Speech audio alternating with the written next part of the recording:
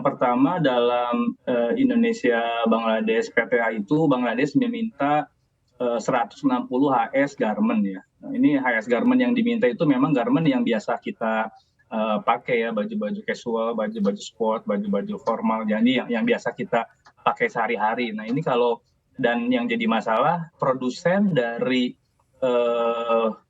garment-garment itu sebagian besar adalah IKM. Nah, tapi IKM ini itu kan ngambil bahan bakunya juga dari lokal, bukan perusahaan besar, tapi bukan perusahaan kecil, tapi perusahaan yang besar dari lokal. Dan kainnya juga benangnya ngambil dari lokal. Jadi kalau misalkan sampai 160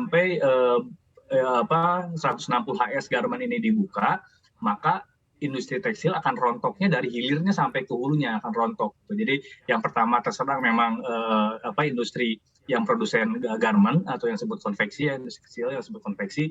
Nah, setelah itu industri weaving, tenun, rajutnya juga terkena imbas, industri benangnya terkena imbas, sampai industri seratnya juga terkena imbas. Nah, jadi kenapa kita takut sama Bangladesh gitu ya? Karena memang Bangladesh ini secara cost itu jauh-jauh lebih murah gitu. Bahkan kalau dilihat dari persentase impor kita dari Bangladesh dalam 4 tahun terakhir itu naiknya hampir 10 kali lipat.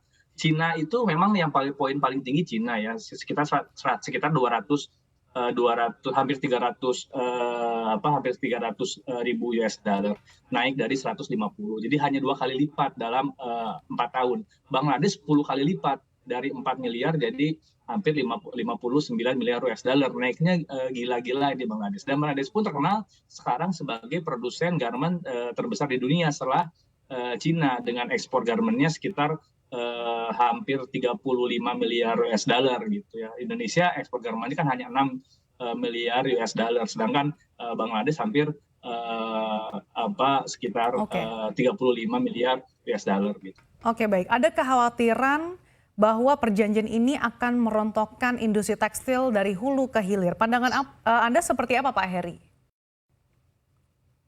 Ya, jadi pertama meskipun kita melakukan kerjasama bilateral dengan Bangladesh ya, karena ini kan bersifat preferensial ya, preferential trade agreement, artinya sektor-sektor yang dikerjasamakan itu kita pilih ya, jadi kita negosiasi berdasarkan sektor-sektor. Jadi ini tingkat keterbukaan ekonominya tidak seperti FTA maupun CEPA, artinya kita secara preferensial ya melakukan kerjasama dagang dengan Bangladesh. Artinya kita harus menawarkan produk-produk yang memang tidak merugikan sektor industri dalam negeri seperti itu. Kalau ada indikasi bahwasannya ketika diberlakukan kerjasama perdagangan malah justru merugikan salah satu subsektor industri, nah ini kan tentu harus dievaluasi lagi seperti itu. Atau kalaupun memang dilakukan, nah kita harus ada langkah-langkah berikutnya. Apa itu? Langkah-langkah berupa mengamankan pasar dalam negeri ya, langkah-langkah yang bisa mengamankan pasar dalam negeri ya, kita ada pilihan kebijakan safeguard ataupun kebijakan yang lainnya yang pada intinya adalah industri yang sudah tumbuh di dalam negeri ini jangan sampai justru kinerjanya malah berbalik menjadi turun dikarenakan preferential tarif trade agreement ini ya, PTA ini. Jadi memang perlu dipilih secara selektif mana produk-produk yang siap ya untuk dikerjasamakan. Katakanlah industri kita membutuhkan bahan baku yang lebih efisien. Nah, Bangladesh bisa nggak mensuplai bahan baku gitu untuk industri? Nah, itu peluang ya di satu sisi. Tapi kalau memang ada subsektor yang justru malah dirugikan, ini tentu perlu dipertimbangkan. Oke, harus difilter lagi ya Pak Heri ya. Tadi Pak Retno mengatakan kalau sebetulnya dari segi nilai China memang tertinggi, tapi dari presentase dalam 4 tahun terakhir sebetulnya impor dari Bangladesh ini bisa 10 kali lipat. Nah sebetulnya seperti apa sih Anda melihatnya Pak Heri dampaknya begitu, apalagi nanti dengan adanya perjanjian yang tengah dipertimbangkan sejauh ini?